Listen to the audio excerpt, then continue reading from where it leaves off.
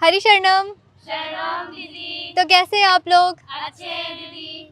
तो आज हम कुछ नया सीखने वाले हैं। आज जिस टॉपिक पे हम बात करने वाले हैं वो है स्टैंडर्ड मॉडल ऑफ फिजिक्स।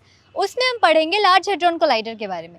जब आप एक नई नई लिटरेचर्स को पढ़ोगे, जैसे कि a brief history of time by Stephen Hawkins या a quantum story by Jim Baggott या black hole and time warps, तो आप इन सभी किताबों में एक कॉमन चीज़ आपको मिलेगी अबाउट लार्ज हेड्रॉन कोलाइडर। तो ये लार्ज हेड्रॉन कोलाइडर करना क्या चाह रहा है? ये स्टैंडर्ड मॉडल ऑफ फिजिक्स को, जो कि मोस्ट सक्सेसफुल थ्योरी है अभी तक की, तो उसको बेसिस फाउंडेशन प्रोवाइड करने के लिए लार्ज हेड्रॉन कोलाइडर का यूज़ किया जा रहा है। अब हम जानेंगे थोड़ा सा लार्ज हेड्रॉन कोलाइडर के बारे में। तो इसको जानने के लिए आपको थोड़ी इमेजिनेशन करनी होगी। आप सभी लोगों को पता है फ्रांस एंड स्विट्ज़रलैंड कहाँ पे है? यूरोप में। तो यूरोप में। तो अभी थोड़ा इमेजिन करो आप लोग कि एक बहुत लंबा 27 किलोमीटर लॉन्ग टनल को बनाया गया है, सर्कुलर इन नेचर है, और उसे 100 metre beneath the earth surface बनाया गया है। तो वहाँ पे हम बना क्या रहे हैं? वहाँ पे हम बना रहे लार्ज हेड्रॉन कोलाइडर। उसमें हमने वर्ल्ड के सम ऑफ द स्ट्रॉन्गेस्ट मैग्नेट्स को इंस्टॉल किया है, और वहाँ पे हमने इंस्टॉल किया पार्टिकल एक्सेलरेटर। वहाँ पे हम करना क्या चाह रहे हैं? आपको पार्टिकल्स के बारे में पता है, कौन कौन से पार्टिकल्स होते हैं? इलेक्ट्रॉन, प्रोटॉन और न्यूट्रॉन। तो यहाँ पे हम दो प्रोटॉन के बीम्स को पार्टिकल एक्सेलरेटर की मदद से बहुत ही फास्ट मूव कराएंगे और उनको क्रैश कराएंगे। अब हम ये क्रैश करा के कराना क्या चाह रहे हैं? यहाँ पे हम कंडीशन क्रिएट करना चाह रहे हैं, जस्ट कंडीशन जैसा कि था just after the big bang. आप सभी लोगों को बिग बैंग के बारे में पता होगा। ये कब हुआ था? Nearly 14 billion years ago. Okay, nearly 14 billion years ago. आप सभी लोग सही बोल रहे हैं। तो यहाँ पे हम इस डिबेट में नहीं जा रहे कि बिग बैंग हुआ था या नहीं हुआ था। यहाँ पे हमें जानना है कि बिग बैंग हुआ था। अब फिर एक क्वेश्चन आता है कि यूनिवर्स किसने बनाया? एक आता है, कुछ लोग कहते हैं गॉड ने बनाया। Okay, I am not saying anything with respect to that. God ने बनाया, एक थ्योरी है बिग बैंग। लेकिन हमें पता है कि जब बिग बैंग हुआ था तो दुनिया में सिर्फ रेडिएशन था। Radiation is what? एनर्जी। जब एनर्जी था तो एनर्जी के पास मास कहाँ से आया? एनर्जी को मास कहाँ से मिला? Mass is MASS mass, not that planet वाला मास। ओके, तो पार्टिकल को किसी भी चीज़, जो रेडिएशन था उसे मास कहाँ से मिला? तो उसके लिए यहाँ पे एक कॉन्सेप्ट का यूज़ हम करते हैं। आप सभी लोगों को वो कॉन्सेप्ट के बारे में फेमिलियर है? आप बता सकते हैं मुझे?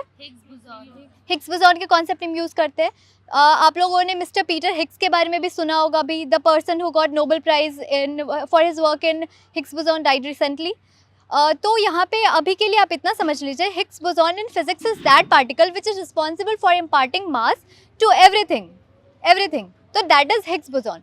अब यहाँ पे हम लार्ज हेड्रॉन कोलाइडर की मदद से पता क्या करना चाह रहे हैं कि जब ये सिर्फ रेडिएशन था तो जो पार्टिकल्स है उनको मास कैसे मिला? ये आंसर हमें मिलेगा लार्ज हेड्रॉन कोलाइडर से। Okay, got it? जी दीदी। सेकेंड क्वेश्चन हम यहाँ पे आंसर करना चाह रहे हैं कि हमें पता है according to astrophysicist 27% of this universe is dark matter and 68% is dark energy. Okay, तो कंबाइन इट इज 95%।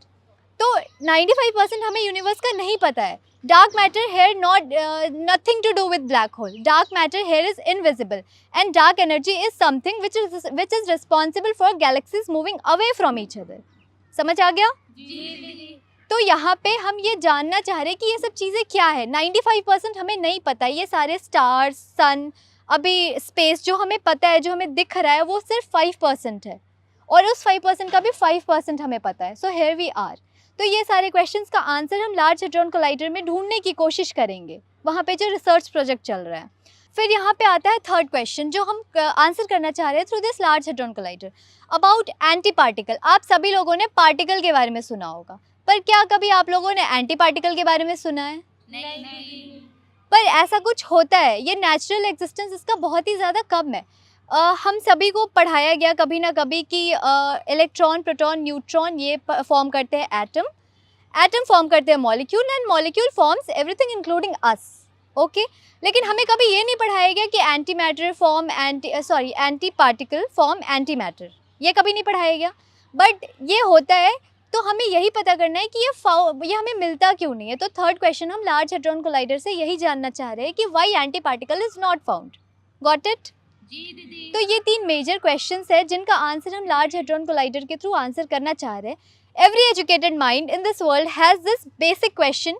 कभी ना कभी तो सबने सोचा है कि ऐसा क्यों हो रहा है, कैसे ये सारे चीज़ बनी, कैसे सारा डेवलपमेंट हुआ, कैसे पार्टिकल को मास मिला, कॉम्पोजिशन ऑफ यूनिवर्स क्या है डार्क मैटर, क्या है डार्क एनर्जी, अलग अलग कॉन्सेप्ट हमेशा आपको आपके आसपास चलते रहते, रिसर्च वर्क होते रहते। तो इन सभी का आंसर वहाँ पे हम देना चाह रहे हैं। तो ये कॉन्सेप्ट आप सभी को क्लियर है? जी दीदी। तो आज के लिए इतना ही। हरि शरणम। सलाम दीदी।